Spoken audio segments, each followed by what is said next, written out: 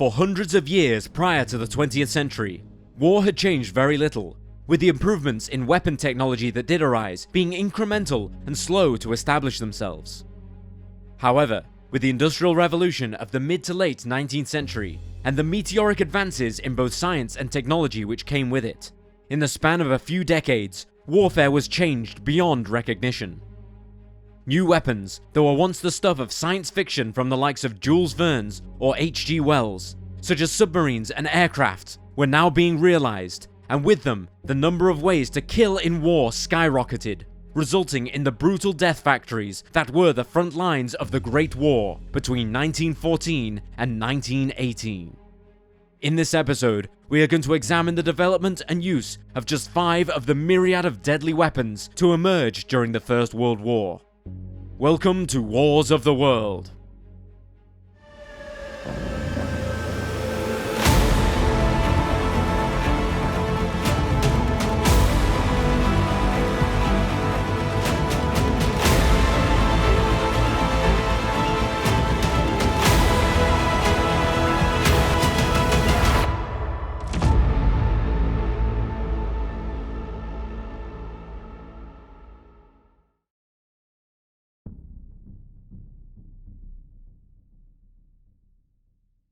March 23rd, 1918.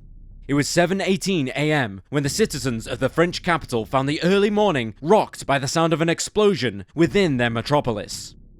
Around 15 minutes later, it was followed by another one, and quickly they came to realize that they were under attack. With the front lines being so far away, eyes naturally turned to the sky in search of German bombers or Zeppelin airships raining down their deadly load. But the skies were clear. Yet the city was still being hit. It was only after the fires had been put out and fragments of exploded shells were discovered that the people of Paris discovered the frightening truth: that the Germans had developed an ultra-long-range artillery gun that could reach their capital from far beyond the front lines. By 1915, the fluid nature of the opening rounds of the Great War had ended, as both sides dug in to protect the territories they each still held. Offensives thereafter were large affairs which took time to plan and prepare for, and often the gains were rather insignificant, if there were any gains at all. With infantry unable to make any significant headway without sustaining exceptionally heavy casualties, artillery took on an importance like never before, and millions of shells rained down on the opposing lines, the intention being to pummel an enemy into dust to allow a breakthrough. The need for greater destructive power on the battlefield also led to the development of even bigger artillery guns, and they were needed in a hurry. As something of a stopgap, arms manufacturers, such as the German company Krupp, began to repurpose their large naval guns for land use, particularly after the Battle of Jutland on May 31st, 1916, which saw the outnumbered German battle fleet defeated by the British, and the survivors left largely confined to the port for the remainder of the war.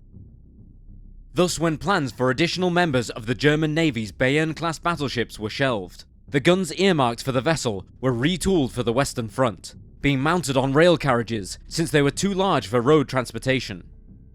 At approximately 37 meters, or 121 feet in length, the barrel was significantly longer than any existing artillery piece, this being crucial for achieving the high muzzle velocity needed to propel the shells out to a planned range in excess of 100 kilometers, or 62 miles. The project was undertaken in the strictest secrecy until it was ready to be unleashed against the Entente powers. But rather than being used against massed British or French army positions, it was instead decided to use the weapon to target the French capital from behind the German lines, in the hope that it would demoralize Parisians enough to demand their leaders to seek peace. Being a naval gun, 80 Imperial German Navy sailors, experienced with their use, were drafted in to operate it from its position near Crépy, northeast of the city. The shells had a range in the region of 120 kilometers, or 75 miles, and took over 3 minutes to reach their target, an age compared to standard artillery of the time.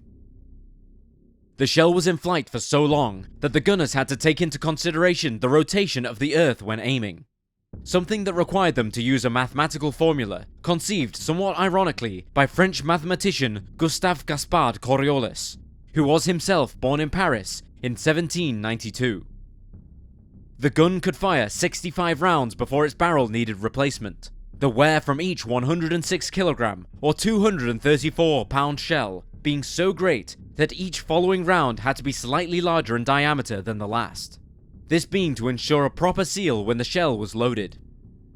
As such, each of the 65 rounds had to be fired in a specific sequence. In total, around 350 shells were fired by the Paris gun during its operational life, its most notable being the shell which hit Saint-Gervais and Saint-Protais Church on Good Friday, causing a roof collapse. Some 250 Parisians were killed by the weapon before the end of the war.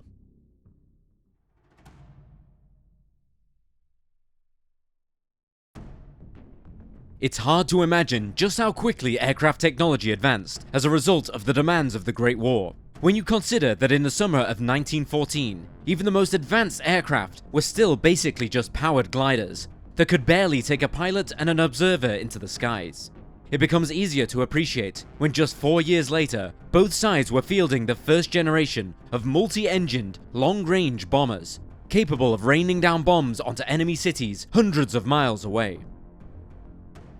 Germany had long been a pioneer of large aircraft, known as the Riesenflugzeug, or R-planes, and not wanting to lose out on the new technology, German airship manufacturer Ferdinand von Zeppelin began working on his own long-range aircraft, spurred on by a prize put up by the British newspaper The Daily Mail in 1913, who offered £10,000, which is approximately £1.4 million or $1.7 million in 2024's currency, to the first person to fly over the Atlantic Ocean. This research naturally got applied to military aircraft a year later, and by 1917, the Zeppelin-Staaken Company began work on the R-6. While its construction was typical of aircraft at the time, being composed mainly of wood and fabric, the R-6's dimensions made it a Goliath of the skies at the time, and was even larger by the standards of the Second World War. A biplane with a wingspan of 138 feet and 5 inches, and a length of 72 feet and 6 inches, it had a top speed of just 84 miles per hour, with an endurance of over 7 hours, although its maximum range was only 497 miles. For reference, a World War II Avro Lancaster was 2 feet shorter in length, while a Boeing B-29 Superfortress had a wingspan just 2 feet longer. The R-6 carried a crew of 7 to 9, depending on the requirements of the mission, and included nose, dorsal, and belly defensive gun positions. Some aircraft also had 2 additional gun positions atop the upper wings, manned by the engine mechanics. Unusually for an airplane of its day, the R-6 also featured an enclosed cabin for the 2 pilots, navigator and radio operator, improving both their comfort and efficiency, although the gun positions were still exposed both to the elements and to enemy fire. Bomb carrying capacity was in the region of 4,409 pounds, or 2,000 kilograms, a devastating load for aircraft of 1917 vintage. Given its enormous size and lackluster performance, not only was the R-6 extraordinarily demanding to fly, leaving pilots exhausted, but it was also vulnerable to enemy interception, and so it was primarily flown on night missions.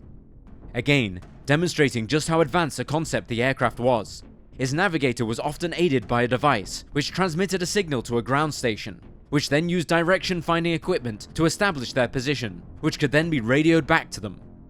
Despite its range, power, and technology, the R-6 fortunately played only a token part in the war. Just 56 of them were built, but they carried out raids as far as the British capital of London. Again, eerily predicting what was to come in the next war, meaning that R-6's lethality can be found in the groundwork it laid for what was to come.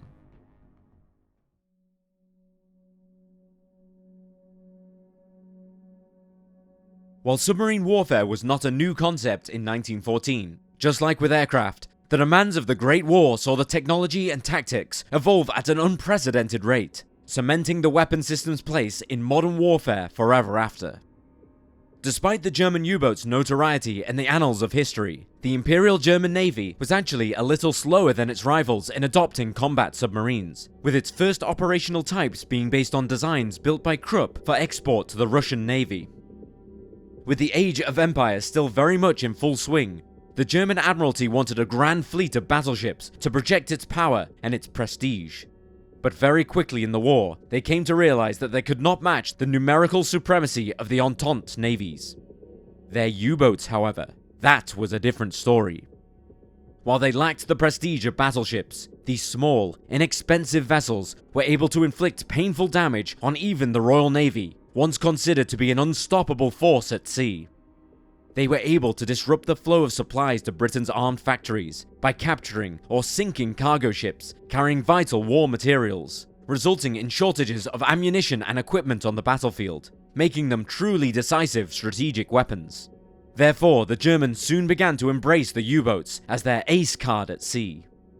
The Type U-31 class of U-boats were rather typical of the late pre-war designs, and were an evolution of the earlier Type 27, featuring improvements to the propulsion system based on experience gained in the earlier types.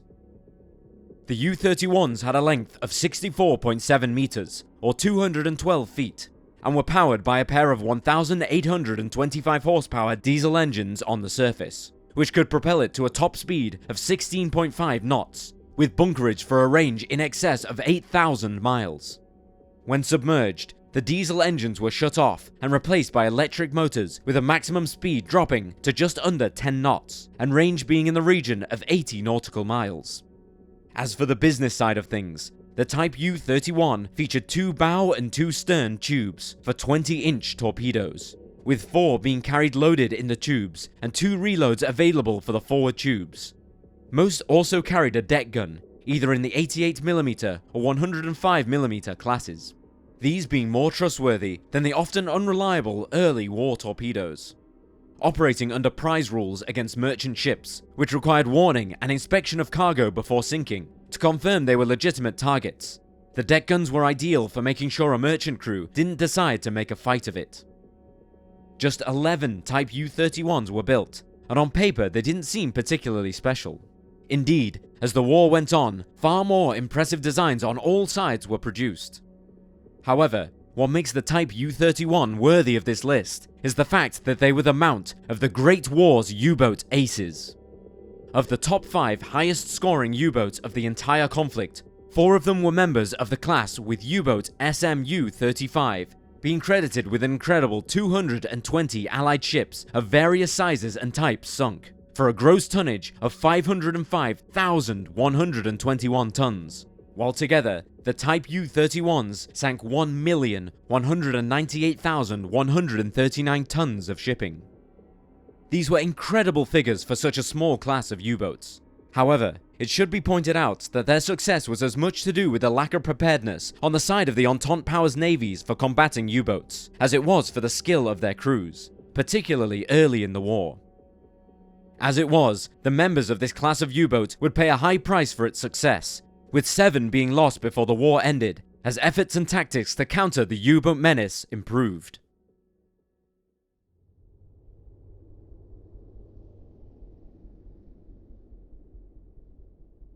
American-born inventor Hiram Maxim was a true entrepreneur of the Industrial Revolution of the late 19th century. From mousetraps to steam-powered pumps, he invented, patented, and put to market his innovations in search of a fortune, and even claimed that he beat Thomas Edison in inventing the light bulb. Then, at the Paris exhibition in 1881, he was told that if he really wanted to make his fortune, he should invent something that allowed Europeans to kill each other, since this was a pastime they seemed to quite enjoy. Although he was not exactly a weaponsmith, he nonetheless put his genius to the task, and after test-firing a rifle, during which the recoil almost knocked him down, he began to contemplate ways that this force could be harnessed in order to increase the rate of fire. After a series of experiments, Maxim went on to create the first recoil-operated firing system, which laid the foundation for all modern rapid-firing machine guns. The Maxim machine gun was quickly adopted by the British in 1883 for use in policing their vast and often volatile empire. In service with the British, the weapon proved decisive in putting down uprisings, and was instrumental in the Second Boer War across southern Africa between 1899 and 1902. This success did not go unnoticed in Berlin, and the German government soon expressed their eagerness to adopt their own version of the gun. Thus, German manufacturer Ludwig Loewe signed a contract with Maxim to produce the machine gun under license, and in doing so fulfilled the promise to Maxim that he could make money off of something that allowed Europeans to kill one another. By the time licensed production was complete, the Germans had gone about modifying and producing an improved type, dubbed the MG-08. With ammunition, spares, and a water tank to cool the barrel during firing, the MG-08 was a cumbersome weapon, weighing in at an excess of 140 pounds.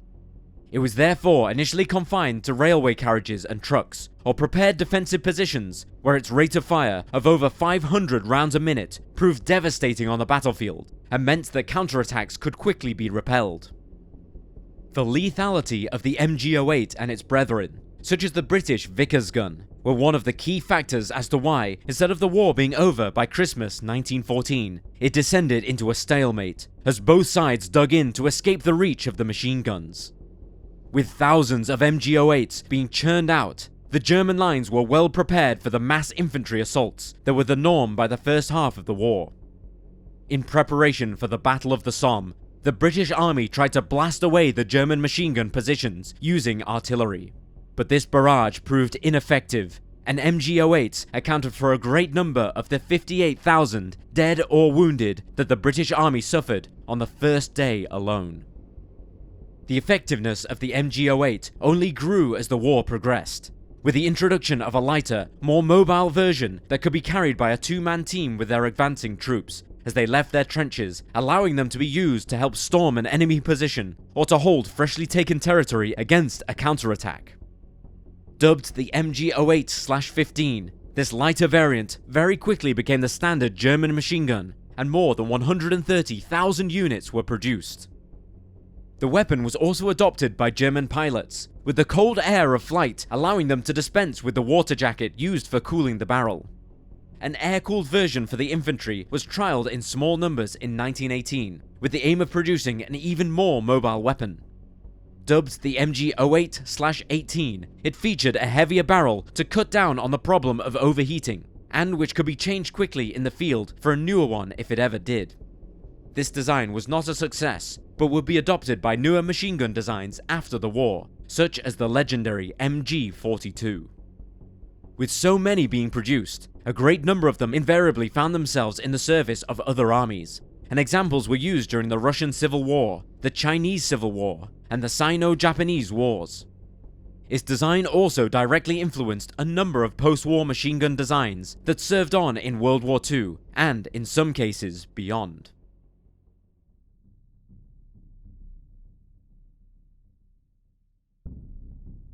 Illinois, USA, 1874. Joseph Glidden was a farmer who raised cattle for the lucrative Chicago meat markets. But he had a problem. In order to contain his beasts, he had to cordon off huge areas of land with wire, it simply not being practical to do so with fences. But the large animals often broke through the wire and wandered off his property, losing him vital revenue and causing problems with his neighbors. While investigating ways to prevent this, he struck upon the idea of incorporating sharp protrusions in the length of the wire, these being created with two strands of intertwined wire connected at regular intervals by sharp barbs of twisted metal points. The idea was simple enough.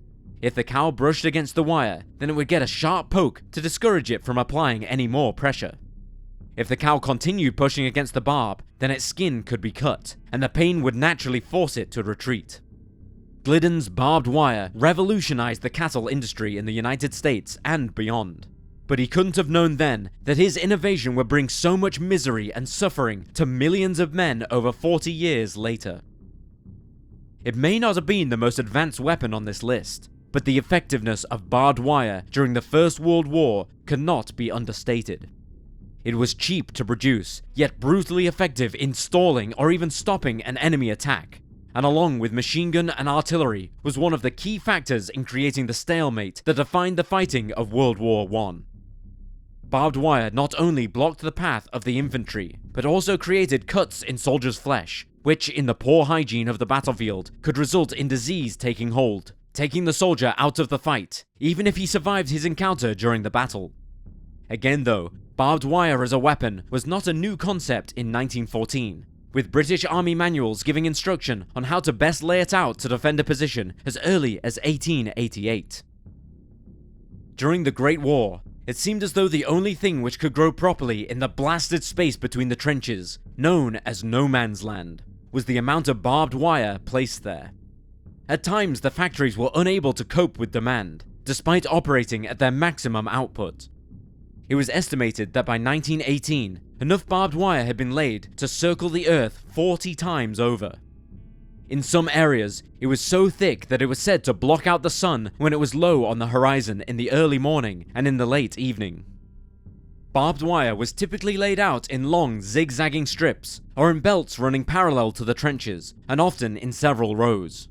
Some wire obstacles were a little over knee-high, and were intended to trip up and then ensnare attackers, while the more heavy-duty barriers sometimes stood 6 feet tall or even higher, to deter frontal assaults. It was not uncommon for troops to deliberately leave an opening in the line, the idea being that an enemy force might try to rush through the opening, whereupon they would be cut down by a concealed machine gun, sniper, or landmine. Teams who were assigned to laying barbed wire or cutting an enemy's wire often did so under the cover of darkness, as this meant going out into no man's land. But it remained one of the deadliest jobs of the war. Artillery fire was frequently used to try to destroy the barbed wire obstacles, but the results were often mixed, and by the middle of the war, a set of wire cutters became a standard piece of equipment to a soldier, just as essential as their boots. In some extreme cases, troops would use the bodies of their fallen comrades already entangled in the wire in order to cross safely. It was not until the arrival of the tank that barbed wire lost much of its effectiveness, as these steel behemoths mowed through the enemy's line, opening a hole for the infantry to follow. Without an armored spearhead, however, even to the modern infantry, this simple answer to a 19th century Illinois farmer's problem to keep his cattle in his field continues to be a deadly obstacle.